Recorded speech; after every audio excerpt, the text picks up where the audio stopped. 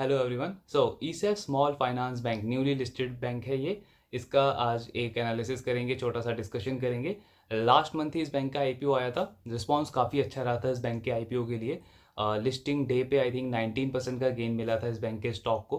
काफ़ी positive response था market की तरफ से इस बैंक के आईपीओ को। कुछ टाइम पहले इन्होंने फर्स्ट टाइम अपने क्वार्टरली रिजल्ट भी अनाउंस किए हैं, तो एक बार उस पर भी एनालिसिस करेंगे कि अभी बिजनेस करेंटली कैसा परफॉर्म कर रहा है। स्टार्टिंग फ्रॉम बिजनेस मॉडल, कि बिजनेस मॉडल कैसा है इस बैंक का। तो like other small finance bank, ESAF small finance bank भी जो है वो माइक्रो फाइनेंसिंग में बहुत ज़्यादा एग्रेसिव है, except AU small finance bank. Because AU small finance bank इकलौता ऐसा बैंक है जो माइक्रो फाइनेंसिंग नहीं करता है। मोस्टली इनफैक्ट 90% से भी ज़्यादा जो लोन है उनके वो सिक्योर्ड लोन्स होते हैं। ऑल तो अभी जो उनका मर्जर हो रहा है फिनकेयर स्मॉल फाइनेंस बैंक के साथ में, उसके बाद जो माइक्रो फाइनेंसिंग बुक है वो उनके लोन बुक में ऐड हो जाएगी। बट स्टिल जो प्रोपोर्शन है तो पूरे लोन बुक का वो काफ़ी कम रहेगा, 10-15% के बीच में रहेगा वो।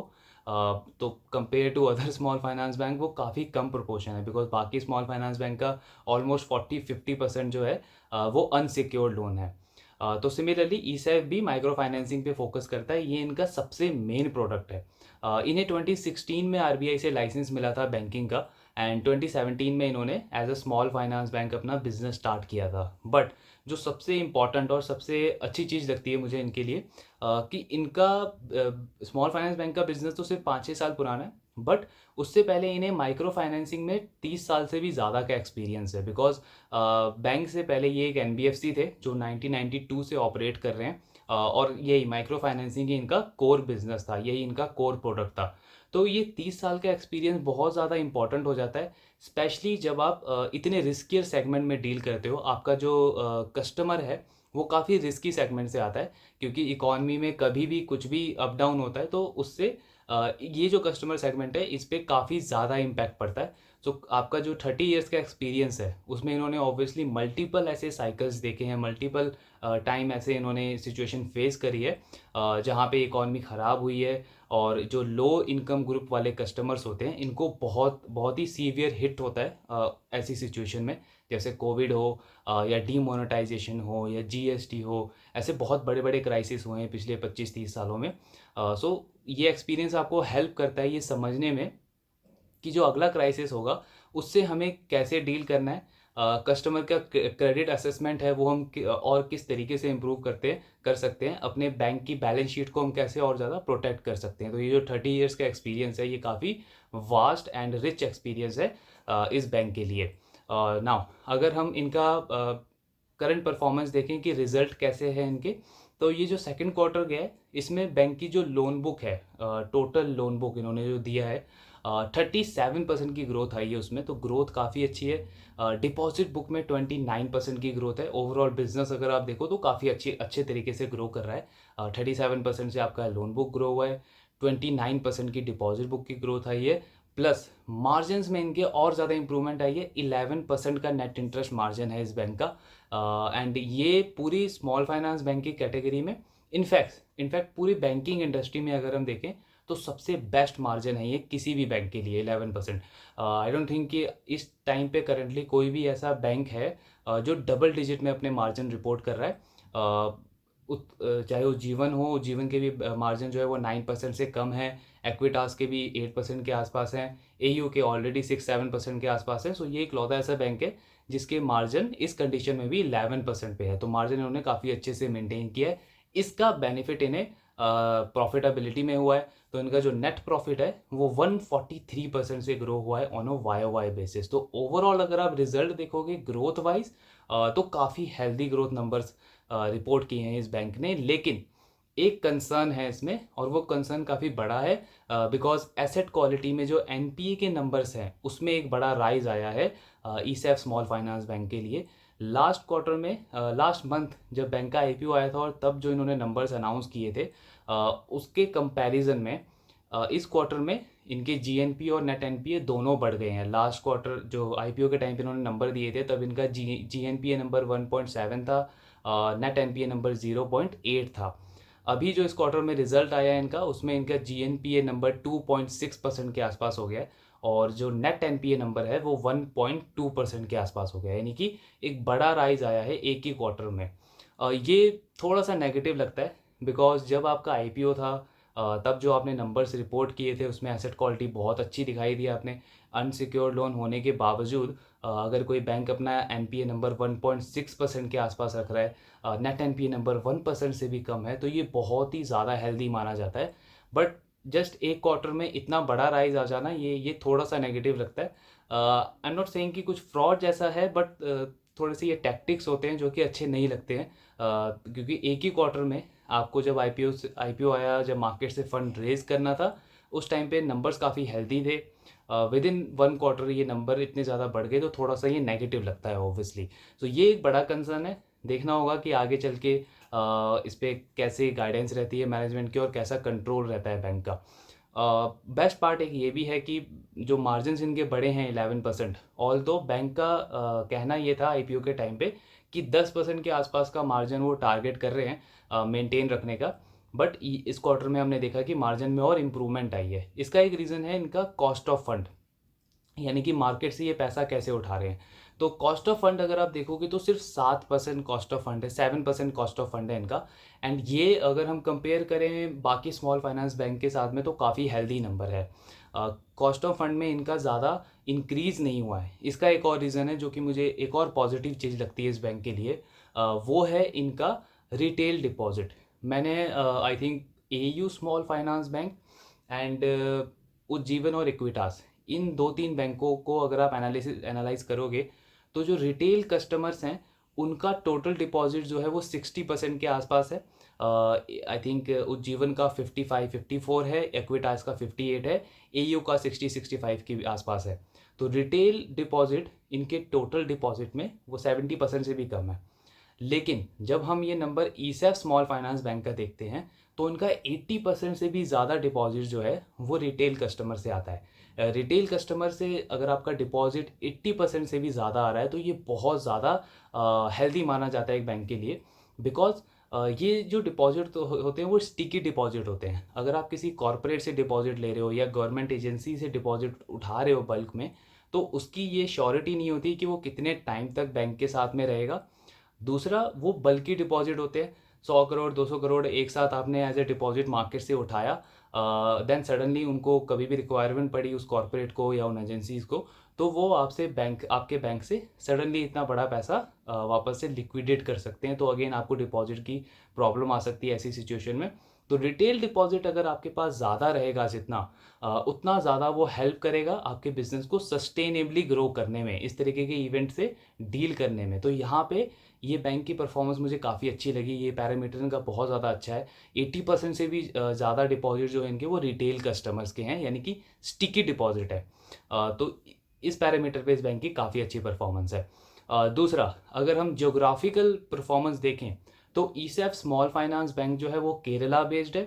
तो ऑब्वियसली सदर्न रीजन जो है वहाँ पे काफ़ी बड़ा पोर्शन है इनके बिजनेस का। सिर्फ केरला और तमिलनाडु, इन दो स्टेट से इनके 62% लोन आते हैं। यानी कि पूरा जो लोन बुक है उसमें से 62% लोन इनके सिर्फ केरला और तमिलनाडु, इन दो स्टेट से आते हैं। तो कंसंट्रेशन थोड़ा सा ज़्यादा है। जो हम एक लैंडर का जब हम एनालिसिस करते हैं तो सबसे इंपॉर्टेंट चीज़ हम देखते हैं कि डाइवर्सिफिकेशन कितना है। बिकॉज जितना ज़्यादा आप डाइवर्सिफाई करोगे अपने लोन बुक को, अपने बिजनेस को, रिस्क उतना कम होता जाता है। क्योंकि कल को अगर किसी 1-2 स्टेट में कोई पर्टिकुलर इवेंट होता है, सो आपके पूरे लोन बुक पे इफेक्ट पड़ता है उसका, अगर आप वो कंसंट्रेशन ज़्यादा रहे वहाँ पे। लेकिन इसमें एक और चीज़ देखनी इंपॉर्टेंट है, क्योंकि अगर आप एज एन इन्वेस्टर अगर हम देखें तो हमारे लिए इंपॉर्टेंट ये हो जाती है कि ईसैफ स्मॉल फाइनेंस बैंक को अगर यहाँ से ग्रो करना है तो उनके लिए इंपॉर्टेंट है कि वो सदर्न रीजन से जो बाकी के रीजन्स हैं, जैसे कि नॉर्दर्न रीजन हो, ईस्टर्न रीजन हो, वेस्टर्न रीजन हो, इस पार्ट में इन्हें अपने बिजनेस को ग्रो करना है। तो वो अगर आप एक नंबर देखोगे, मार्च 21 तक इनके 56% लोन जो थे वो सिर्फ केरला में थे। यानी कि 100 रुपये का अगर ये लोन दे रहे हैं टोटल, तो उसमें से 56 रुपीज़ जो है वो सिर्फ केरला में दे रहे हैं, एक ही स्टेट में। आज अगर हम वो नंबर देखते हैं तो वो कम होकर के 40% आ गया है। यानी कि उसमें काफ़ी बड़ी इंप्रूवमेंट आई है। अपने अपने कॉन्सेंट्रेशन को काफ़ी अच्छे से इन्होंने कम किया है। तो ये एक ट्रेंड हमें दिखाता है कि बैंक एक्चुअली में एक अच्छे डायरेक्शन में जा रहा है। पहले ऑब्वियसली क्योंकि वो केरला से ही बिजनेस स्टार्ट हुआ है और सिर्फ 5-6 साल पुराना बैंक है, तो उन्होंने आसपास के टेरिटरी में अच्छे से अपने बिजनेस को बिल्ड किया, स्टैब्लिश किया। बट इंक्रीमेंटली मैनेजमेंट का भी अगर आप आईपीओ के टाइम पे इंटरव्यू देखेंगे तो मैनेजमेंट का भी यही कहना है कि इंक्रीमेंटली जितने भी नए ब्रांचेस वो ओपन कर रहे हैं वो उनका फोकस है कि नॉर्दर्न रीजन में करें, नॉर्दर्न पार्ट में करें, वहाँ पे अपना एक्सपेंशन को ग्रो करें। सो एज ए इन्वेस्टर हमारे लिए भी ये चीज़ काफ़ी इंपॉर्टेंट हो जाती है कि जितना ज़्यादा ब्रांचेस इनके नॉर्दर्न रीजन में खुलते जाएंगे, यानी कि कंसंट्रेशन इनका केरला और तमिलनाडु इन दो स्टेट से कम होता जाएगा, उतना ज़्यादा इनका लोन बुक जो है वो डाइवर्सिफाई होगा जोग्राफिकली, और ये बिजनेस की सस्टेनेबिलिटी के लिए काफ़ी ज़्यादा इंपॉर्टेंट है। जैसे अगर आपको याद होगा तो हमने एयू और फिनकेयर इन दोनों का जब एनालिसिस किया था, तो एयू जो है वो नॉर्थ पार्ट में और आई थिंक सेंट्रल पार्ट में काफ़ी ज़्यादा स्ट्रॉन्ग है, वीज़ावीज़ जो फिनकेयर स्मॉल फाइनेंस बैंक है वो साउथ पार्ट में बहुत ज़्यादा स्ट्रॉन्ग है। तो इन दोनों के मर्जर से जो सबसे बेस्ट चीज़ हो रही थी वो ये हो रही थी कि एयू को एक्सपोजर मिल रहा था साउथ के कस्टमर्स का, और जो फिनकेयर है उनको एक्सपोजर मिल रहा था नॉर्थ के कस्टमर का। तो ये काफ़ी पॉजिटिव मर्जर, ये काफ़ी पॉजिटिव चीज़ थी इन दोनों बैंक के मर्जर के लिए।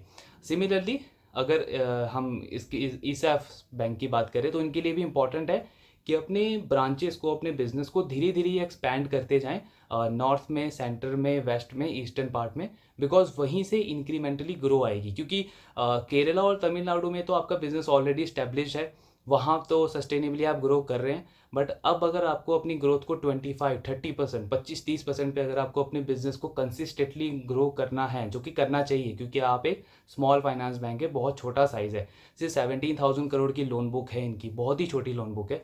तो इसको आप बहुत इजीली 25-30% पे ग्रो कर सकते हैं आने वाले कई सालों तक।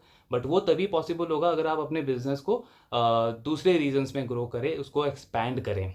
दूसरा एक और इसमें इंपॉर्टेंट चीज़ है, एंड ये भी काफ़ी पॉजिटिव चीज़ है, कि मैनेजमेंट का ये कहना है कि वो माइक्रो फाइनेंसिंग जो ये प्रोडक्ट है इसको कम नहीं करना चाहते। माइक्रो फाइनेंसिंग इनका कुछ टाइम पहले तक, आई थिंक जो मैंने इंटरव्यू में सुना था, 90% के आसपास जो है वो माइक्रो फाइनेंस लोन्स थे कुछ साल पहले तक। बट करेंटली 75-76% लोन जो है इनके वो माइक्रो फाइनेंस लोन है। इसके अलावा रिटेल लोन्स भी ये करते हैं, एमएसएमई में लोन देते हैं और एग्री लोन भी देते हैं। एग्री लोन बहुत छोटा पार्ट है, 4-5% का है। एमएसएमई भी आई थिंक 8-9% के आसपास है। रिटेल लोन जो है वो 17% है। तो मैनेजमेंट का कहना ये है कि माइक्रो फाइनेंस जो है उसको हम कम नहीं करना चाहते, बिकॉज 30 साल का हमें एक्सपीरियंस है, हमें अच्छे से पता है कि इन टाइप ऑफ कस्टमर्स को कैसे डील किया जाता है, एंड हमने मल्टीपल साइकिल्स देखे हैं। तो ये काफ़ी पॉजिटिव चीज़ है कि सिर्फ अनसिक्योर्ड है मार्केट में, क्योंकि बहुत बार ऐसा देखा जाता है कि एक प्रोडक्ट को नेगेटिव कर दिया जाता है कि अनसिक्योर्ड लोन है तो इस बैंक को या इस एनबीएफसी को ये वाला प्रोडक्ट नहीं करना चाहिए, कोई दूसरे बिजनेस में एंटर करना चाहिए। फॉर एग्जांपल बंधन बैंक की अगर हम बात करें तो क्यों वो बैंक सबसे सबसे ख़राब बैंक है, उस बैंक में आई मीन मुझे तो कभी इंटरेस्ट नहीं आएगा, बिकॉज उन्होंने उनका जो मेन कोर बिजनेस था माइक्रो फाइनेंस का उसी को छोड़ दिया। अब वो एक टोटली शेड्यूल कमर्शियल बैंक बनने की तरफ प्रोग्रेस कर रहा है। ग्रोथ उनकी ना तो माइक्रो फाइनेंसिंग में रही कभी भी, एसेट क्वालिटी उनकी वहाँ पे भी ख़राब रही, एंड अब वो as a schedule commercial bank अपने अपने बिजनेस को प्रोग्रेस करने की तरफ देख रहे हैं। बट वहाँ भी अगर आप देखोगे तो ख़राब नंबर्स है, क्योंकि ये चीज़ ये शो करती है कि बिजनेस का जो पहला कोर प्रोडक्ट था ना तो वो उसमें कोई एक्सपर्टीज़ कर पाया, वो उनके लिए फेलियर रहा। अब वो किसी दूसरे प्रोडक्ट में जा रहे हैं एंड वहाँ भी उन्हें मल्टीपल फेलियर्स का सामना करना पड़ रहा है। सो ऐसे में शेयर होल्डर को हमेशा ये चीज़ देखनी चाहिए एज ए इन्वेस्टर हमें कि बिजनेस का पास्ट रिकॉर्ड क्या है एंड क्यों वो अपने मेन प्रोडक्ट को चेंज कर रहा है। तो ये मुझे काफ़ी पॉजिटिव चीज़ लगी इस बैंक के लिए कि मैनेजमेंट का ये गाइडेंस है कि माइक्रो फाइनेंस लोन को वो कभी भी कम नहीं करना चाहते, इसकी ग्रोथ जो है वो मेंटेन रखेंगे वो। हाँ, क्योंकि अब वो स्मॉल फाइनेंस बैंक बन गए तो उनके पास अपॉर्चुनिटी है कि बाकी के प्रोडक्ट्स को भी वो ग्रो कर सकते हैं। तो ऑब्वियसली वो रिटेल लोन को और ग्रो करेंगे, एग्री लोन को और ग्रो करेंगे, एमएसएमई जो लोन है उस पर भी फोकस रहेगा, गोल्ड लोन इनका काफ़ी इंपॉर्टेंट है उस पर भी फोकस रहेगा। बट ऐसा नहीं है कि माइक्रो फाइनेंस लोन बुक की जो ग्रोथ है उसको कम करने को देख रहा है ये बैंक जस्ट बिकॉज की वो अनसिक्योर्ड लोन है। क्योंकि इन्हें एक्सपीरियंस है, मैनेजमेंट का कहना है उन्हें पता है कि इन टाइप ऑफ कस्टमर से कैसे डील किया जाता है। सो काफ़ी कॉन्फिडेंट साउंड होता है मैनेजमेंट जब इस तरीके की गाइडेंस देता है। तो ये मुझे बहुत ही पॉजिटिव चीज़ लगी इस बैंक के लिए। नाउ एट द एंड अगर हम देखें तो नंबर्स में एनपीए नंबर इनका थोड़ा सा ख़राब है, वो ट्रैक करना इंपॉर्टेंट है कि आने वाले टाइम में उसमें क्या प्रोग्रेस रहती है। ओवरऑल अगर हम बिजनेस देखें तो अच्छी ग्रोथ है इनकी, 30% से भी ज़्यादा की ग्रोथ है लोन बुक में। डिपॉजिट बुक भी इनकी 30% के आसपास से ग्रो कर रही है। मार्जिन्स बहुत बेस्ट है, इंडस्ट्री में सबसे बेस्ट मार्जिन्स है। So the only concern is NPA number. Stock की वैल्यूएशन की अगर हम लास्टली बात करें तो अभी 2 से भी कम का प्राइस टू बुक है इनका।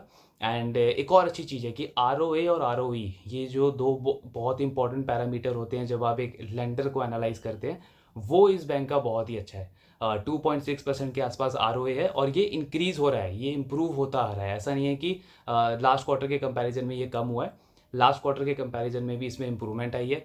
आरओई भी इनका 30% के आसपास है। उज्जीवन स्मॉल फाइनेंस बैंक के बाद ये दूसरा इकलौता ऐसा बैंक है जिसकी आरओई आपको 25% से भी ज़्यादा देखने को मिल रही है। बिकॉज बैंकिंग इंडस्ट्री में ऐसा बहुत बहुत मुश्किल होता है कि आप अपनी आरओई को 20% तक भी मेंटेन करके चलें लंबे टाइम तक। दैट इज़ द रीज़न कि एचडीएफसी बैंक को ओवर द ईयर इतना ज़्यादा अप्रिशिएट किया जाता है इन्वेस्टर के द्वारा, क्योंकि उसका आरओई अगर आप 10, 15, 20 साल की हिस्ट्री देखोगे तो वो 17-18% के आसपास हमेशा अपने आरओई को मेंटेन करके रखता है। इसीलिए उसे वर्ल्ड क्लास बैंक बोला जाता है। सो ईसा स्मॉल फाइनेंस बैंक का आरओई भी बहुत हेल्दी है। देखना होगा इसको ये आगे कैसे प्रोग्रेस करके चलते हैं। इस क्वार्टर के नंबर्स ठीक है, एसेट क्वालिटी थोड़ा सा खराब है। लेट्स सी फर्दर क्या डेवलपमेंट रहती है इस बैंक की। So do let me know in the comment box अगर आपको कोई भी डाउट हो इसके related. Thank you very much.